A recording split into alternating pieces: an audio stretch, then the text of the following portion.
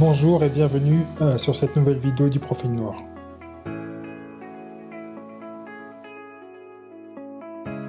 Aujourd'hui, nous allons parler d'une figure historique du panafricanisme, Patrice Lumumba. Qui était Patrice Lumumba? Patrice Emery Lumumba était un homme politique congolais. Il est une figure clé de l'histoire de l'Afrique contemporaine. Il est né le 2 juillet 1925 à Onaloa, dans la province du Kassai, au Congo belge, qui était alors une colonie de la Belgique. Issu d'une famille modeste, très tôt il est exposé aux injustices du régime colonial, ce qui influence ses convictions politiques. Sa vie est marquée par des moments forts qui ont façonné l'histoire de la République démocratique du Congo, RDC, et qui ont des répercussions mondiales. Il rejoint rapidement des mouvements anticolonialistes et s'engage dans la lutte pour l'indépendance de son pays.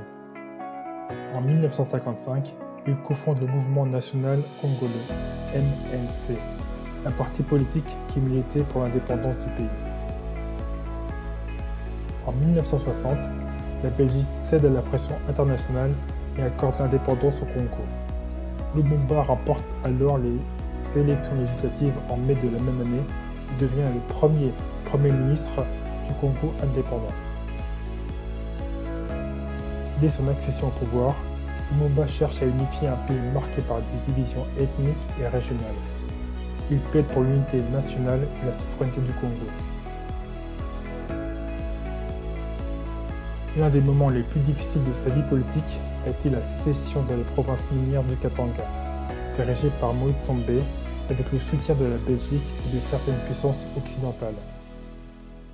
Cette crise a conduit à des affrontements violents et à sa destitution en septembre 1960. Après avoir été destitué, il est arrêté par les forces loyalistes congolaises et remis à Tsombe. Le 17 janvier 1961, il a été assassiné dans des circonstances troubles, ce qui suscitera une indignation internationale. Sa mort marquera un tournant dans l'histoire congolaise. Il est devenu symbole de la lutte pour l'indépendance et la décolonisation en Afrique, inspirant de nombreux militants et dirigeants africains.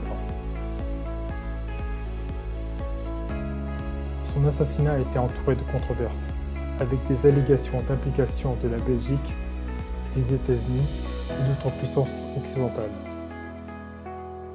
Ces événements ont alimenté la méfiance envers les anciennes puissances coloniales et ont influencé la politique internationale de la guerre froide. Son héritage perdure en République démocratique du Congo, où il est vénéré comme un héros national.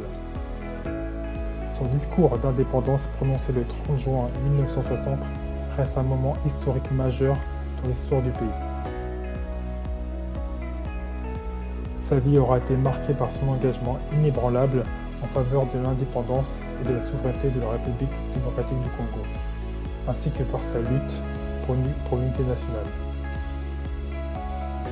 Son assassinat tragique a laissé une empreinte indélébile sur l'histoire congolaise et sur la lutte contre le colonialisme en Afrique.